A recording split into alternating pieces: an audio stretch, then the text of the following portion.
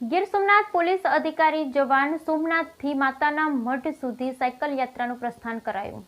ગીર સોમનાથ જિલ્લા LCB police inspector એબી જાડેજા તથા ASI નરવણસિંહ ગોહિલે સોમનાથથી Kutch માતાના મઢ સુધી સાયકલ યાત્રાનું પ્રસ્થાન કર્યું। તેમની સાથે વેરાવળના ભાવિક વિશાલ પરમાર પણ જોડાયા છે। સોમનાથ મંદિર ખાતે ડીવાયએસપી ખટાણા તથા એલસીબી તેમજ પોલીસ સ્ટાફ તથા નમસ્તે સર્કલ પાસે ગીર સોમનાથ જિલ્લા કલેક્ટર દિગ્વિજયજી જાડેજાએ સાયકલ યાત્રિકોનું સન્માન કરી વિદાય આપી હતી। બાહોશ પોલીસ ઇન્સ્પેક્ટરની 8મી યાત્રા છે, જેમાં 4 વખત પદયાત્રાથી અનેક 4 વખત સાયકલ ઉપર તેઓ જ્યાં નોકરી કરતા ત્યાંથી કરેલ છે। દર વર્ષે નવરાત્રી પહેલા કચ્છ માતાના મઢ ભક્તિભાવથી જાય। આ વર્ષે પણ દર્શને જઈ માને પ્રણામ વંદન કરી માતાના આશીર્વાદ મેળવશે અને જિલ્લામાં સુખ શાંતિ જળવાઈ રહે તેવી પ્રાર્થના કરશે તેવી તેઓની શુભ લાગણી છે।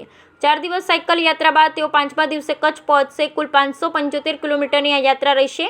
તેઓ દરરોજના 125 કિલોમીટરની યાત્રા કરશે। આ યાત્રાના રૂટમાં જૂનાગઢ, ગોંડલ, રાજકોટ, મોરબી, ભચાઉ, નખત્રાણા થઈ માતાના મઢ પહોંચશે। બ્યુરો રિપોર્ટ મહેન્દ્ર ટાંગ, ગીર સોમનાથ।